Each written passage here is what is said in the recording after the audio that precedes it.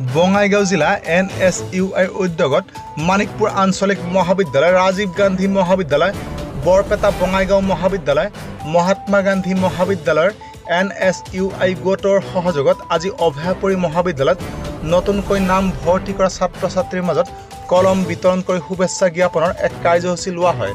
প্ৰথম অৱস্থাত উক্ত কাৰ্যসূচী সুকলমে পৰিচালিত হৈ আছিল যদিও শেষৰ পিনে অভয়াপুৰী মহাবিদ্যালয়ৰ ছাত্ৰ একতা সভাৰ গোট তথা অগপৰ ছাত্ৰ সংগঠন ACPয়ে অপ্ৰীতিকৰ পৰিস্থিতিৰ সৃষ্টি কৰি NSUI মুৰ্দাবাদ, বিধায়ক আব্দুল বাতেন খণ্ডকাৰ মুৰ্দাবাদ, বিধায়ক প্ৰদীপ চৰকাৰ মুৰ্দাবাদ আদি ধ্বনি দিয়াক অসুস্থ পৰিৱেশ সৃষ্টি কৰাৰ অভিযোগ উঠিছে।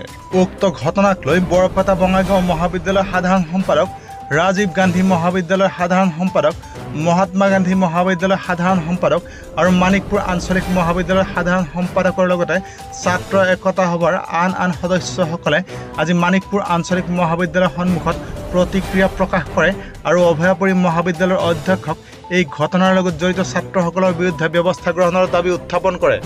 লগতে আজি মানিকপুৰ আঞ্চলিক মহাবিদ্যালয়ৰ নৱাগত ছাত্ৰ-ছাত্ৰীসকলক কলমেৰে আদৰণি জনোৱা হয়। News desk report, news time 3।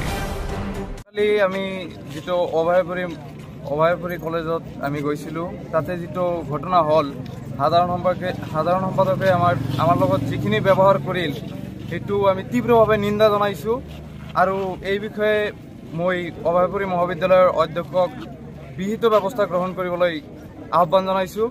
আমি ছাত্ৰ-ছাত্ৰীৰ হৈ কাম কৰি আছোঁ। আমি প্ৰথমে যোৱাৰ পিছত যিখিনি আমি বিতৰণ কৰি আছিলোঁ কলম শুভেচ্ছা হিচাপে, সেইখিনিৰ পিছত মানে আহি পিনে সাধাৰণ সম্পাদকে আহি পিনে আমাৰ লগত মানে উদ্ভণ্ডালি ষ্টাৰ্ট কৰি দিছিল। আমাৰ বঙাইগাঁও জিলা NSUIৰ উদ্যোগত আমাৰ অভয়াপুৰী মহাবিদ্যালয়ৰ গেটৰ সন্মুখত আমি অধ্যক্ষ মহোদয়ৰ অনুমতি লৈয়ে আমাৰ জিলা NSUIৰ উদ্যোগত আৰু অভয়াপুৰী মহাবিদ্যালয়ৰ NSUIৰ গোটৰ সহযোগত আমি নতুনকৈ যিবিলাক ছাত্ৰ-ছাত্ৰী নামভৰ্তি হৈছে তেওঁলোকক আমি শুভেচ্ছা জনাবলৈ গৈছিলোঁ আৰু সেই সময়ত আমাৰ প্ৰগ্ৰাম প্ৰায় শেষৰ দিশতে আমি ভালকৈ পৰিৱেশ কৰি আমি প্ৰগ্ৰামটো শেষ দিছিলোঁ। কিন্তু শেষৰ দিশত আমাৰ যি অগপৰ ভাতৃ সংগঠন ACP সেইটো দলৰ সাধাৰণ সম্পাদক, অভয়াপুৰী মহাবিদ্যালয়ৰ সাধাৰণ সম্পাদক আহি আমাৰ লগত বিতৰ্ক সৃষ্টি কৰে।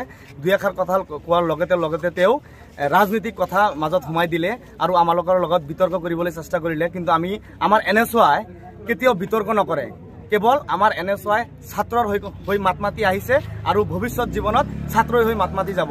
আৰু তেওঁ কিছু ধৰণৰ কথা আমালোকৰ মাজত কৈছে, কিন্তু আমি তেওঁলোকৰ লগত বিভেদ কৰা নাই। তেওঁ আমাৰ NSUI মুৰ্দাবাদ দিছে আৰু বিধায়ক দুটা বিধায়ক আছে, আমাৰ আব্দুল বাতিন খণ্ডকাৰ ডাঙৰীয়া, প্ৰদীপ চৰকাৰ ডাঙৰীয়া, এই দুটা বিধায়কক তেওঁলোকে মুৰ্দাবাদ দিছে। আমি সেইটো শুনি আমি আৰু তেওঁলোকৰ লগত বিভেদ কৰা নাই।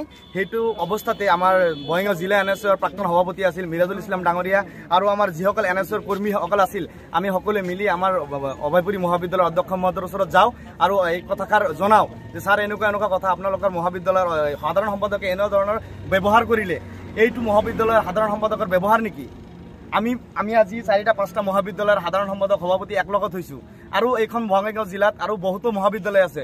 আমাৰ মহাবিদ্যালয়ৰ আৰু আমাৰ NSUIৰ যিবিলাক GS বা প্ৰেচিডেণ্ট আছে এনেকুৱা ধৰণৰ ব্যৱহাৰ নহয়। আৰু যি অগপৰ যি ভাতৃ সংগঠনৰ ACPৰ যি সাধাৰণ সম্পাদক, তেওঁলোকে উদ্ভণ্ডালি কৰিবলৈ তাতে আহিছিল আমাৰ লগত বিভেদ কৰিবলৈ। আমি বিভেদ কৰা নাই আৰু আমি এইখন অভয়াপুৰী মহাবিদ্যালয়ৰ অধ্যক্ষ মহোদয়ক অনুৰোধ জনাইছোঁ স্পষ্টীকৰণ দিব লাগে এটা সংবাদমেল মালি যে আচলতে আমি কোনো ধৰণৰ বিভেদ কৰিবলৈ তাত যোৱা নাছিলোঁ, আমি অনুমতি লৈ গৈছিলোঁ। ধন্যবাদ।